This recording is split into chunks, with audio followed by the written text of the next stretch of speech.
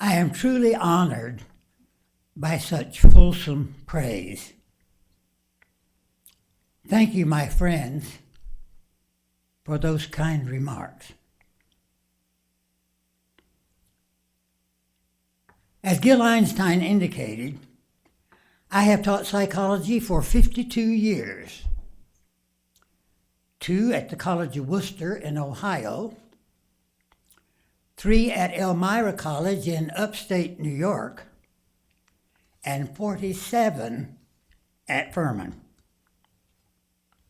I will take this opportunity to mention, albeit briefly, a few of the joys of that teaching experience. One great joy of teaching is to observe students' personal, academic, and vocational successes. As Gil indicated, and as John indicated, many of my former students have become psychologists and other professionals with notable accomplishments, and I celebrate their successes. I am always pleased when students do well, but I am proudest when students do right. Another great joy comes from mentoring colleagues at Furman and elsewhere, some of whom are in this room.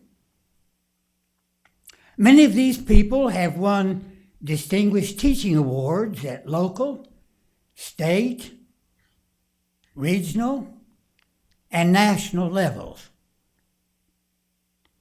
Several of them are now outstanding leaders in the American Psychological Association, the Society for the Teaching of Psychology, and the Association for Psychological Science. Let me emphasize one critical point. I take no credit for their noteworthy and commendable achievements. I merely note and commend them. I do, however, take great pleasure from having encouraged these valued cohorts to explore and pursue certain opportunities for their professional development. Perhaps my greatest joy, however, comes from the warmth, friendship, and support of congenial colleagues and faithful friends throughout the world, some of whom are in this room. Most of these people are gracious enough not to dwell on my many foibles and idiosyncrasies, and I appreciate that. I have a simple and heartfelt message for all of them. You have enriched my life, and I thank you very much.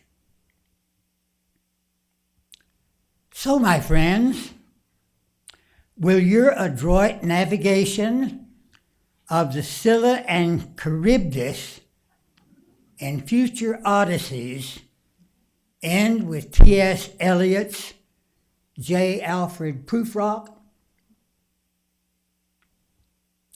I grow old. I grow old. I shall wear the bottoms of my trousers rolled. Shall I part my hair behind? Do I dare to eat a peach? I shall wear white flannel trousers and walk upon the beach. I have heard the mermaids singing, each to each. I do not think that they will sing to me.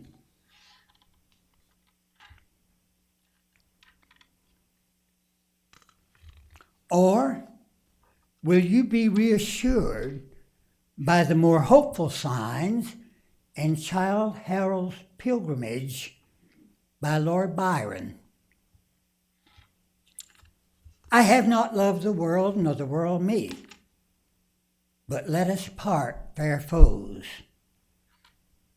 I do believe, though I have found them not, that they may be words which are things, hopes which will not deceive, and virtues which are merciful, nor weave snares for the failing.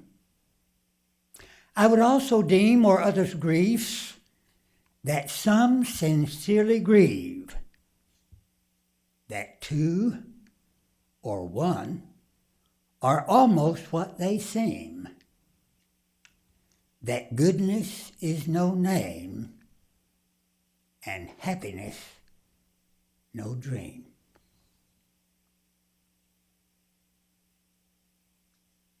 Henry Brooks Adams said that teachers affect eternity. They never know where their influence stops. William James said that the great use of a life is to spend it for something that outlasts it. Good teachers hope fervently to do just that. Thinking about these comments, I was reminded of William Arthur Ward's remark that the mediocre teacher tells, the good teacher explains, the great teacher demonstrates, and the truly exceptional teacher inspires. The amazing career of Maury Schwartz tells us a lot about the signal importance of inspiration in teaching. We learn about this former professor of sociology at Brandeis University in a poignant little book titled Tuesdays with Maury by Mitch Albom, published in 1997. We get a fuller understanding of this remarkable man from another little book titled Maury in His Own Words, published in 1999. As Schwartz's extraordinary life illustrates, teaching is more fun than most mortals deserve to have. After 52 years of great fun, I simply cannot imagine doing anything else, even for more prestige and more money. Please don't tell Furman's academic poobahs, but I probably would have paid Furman to let me do what Furman paid me to do. I hasten to add, however, that I would not have paid Furman nearly as much as Furman paid me.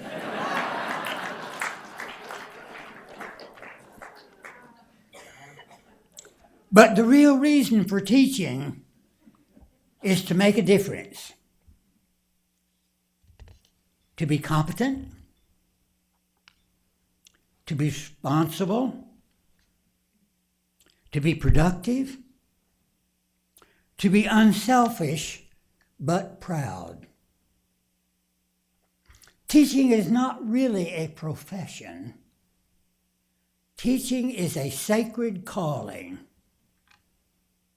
Delightful, demanding, invigorating, mysterious,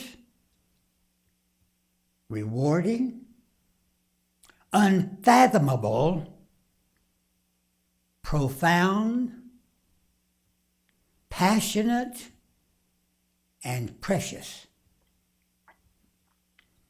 Good teachers stretch the mind and they stretch the heart.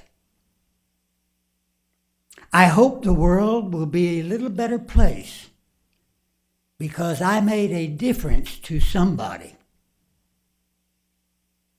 Because that, my friends, is what teaching is all about.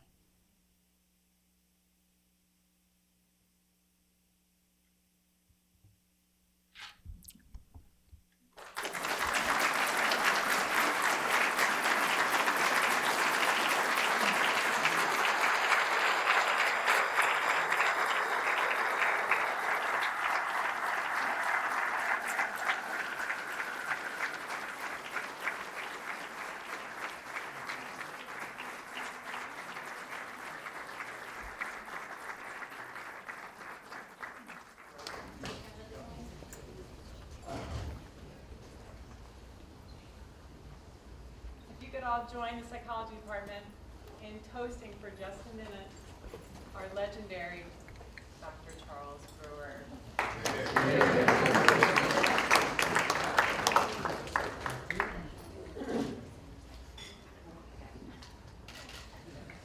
I got 3.